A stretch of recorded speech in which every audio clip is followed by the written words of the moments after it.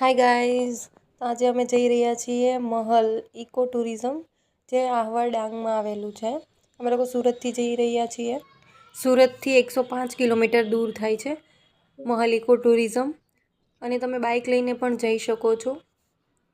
8 8:30 આગળ ઉતરાય ઓલા પણ લઈ લે ઝરણા પાસે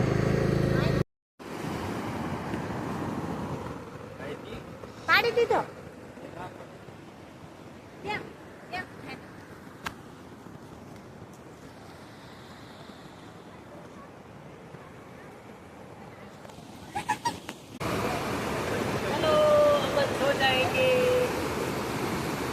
સોજા સોજા આ જો રૂપસુંદરી.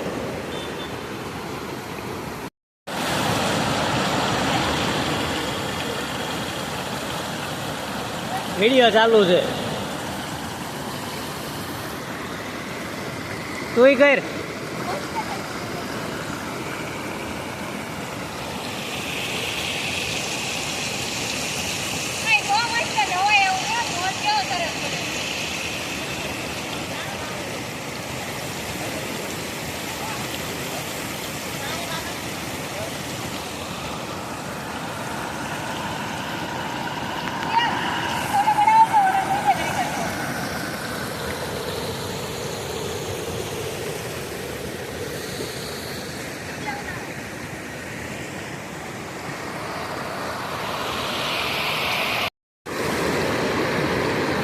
કેવું કાઢું છે હે પ્રિયા?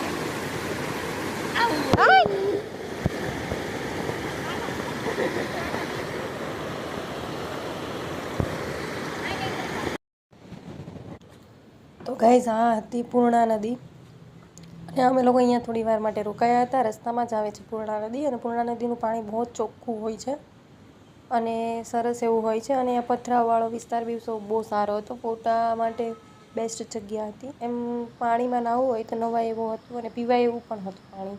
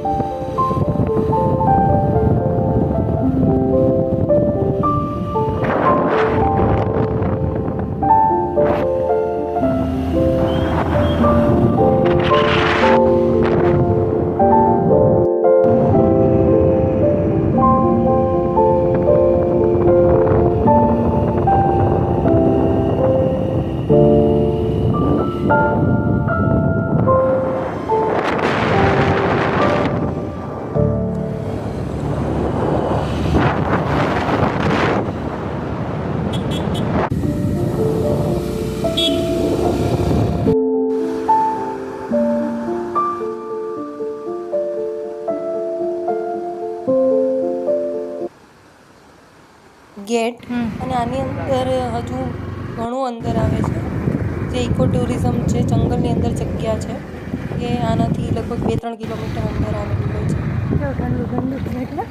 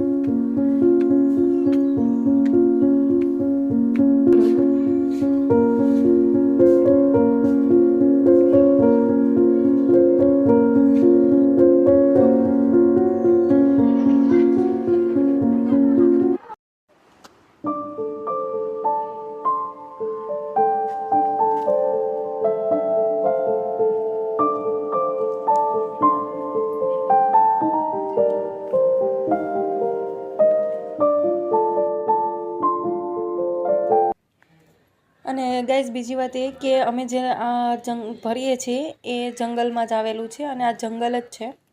અને આમાં અમુક વસ્તુ અમારે વિડીયોમાં રહી ગઈ છે શૂટ કરવાની. જેમ કે આપણે રહેવા માટેની જગ્યા પણ અહીંયા મળે છે. રો હાઉસ ટાઈપ હોય છે. જેમ કે આખું ગ્રુપ આવેલું હોય તો એના માટે બી અલગથી છે. અને અહીંયા ઝૂંપડીઓ ટાઈપ એક રૂમ પણ મળે છે. એટલે ઇકો ટુરિઝમમાં જે રીતનું હોય છે એ રીતનું છે. અને પ્લેગ્રાઉન્ડ અને કેન્ટીન ને બધી જ સુવિધા અહીંયા છે.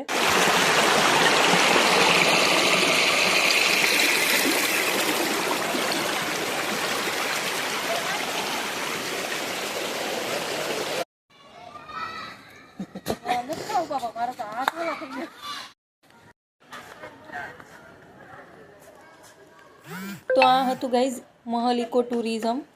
જો તમે આવવા માંગતા હોય તો ખૂબ જ સરસ જગ્યા છે. અને ગાઈઝ અમારો આ વ્લોગ સારો લાગ્યો હોય તો લાઈક, કમેન્ટ અને શેર જરૂરથી કરો. અને સાથે સાથે સબસ્ક્રાઇબ પણ કરી દેજો ચેનલને ગાઈઝ. કેમ કે આવા નવા પગ લઈ લે ઊંચા. જો જને તો ફગવાઈ જાય પ્રિયાંક. બસ લ્યો.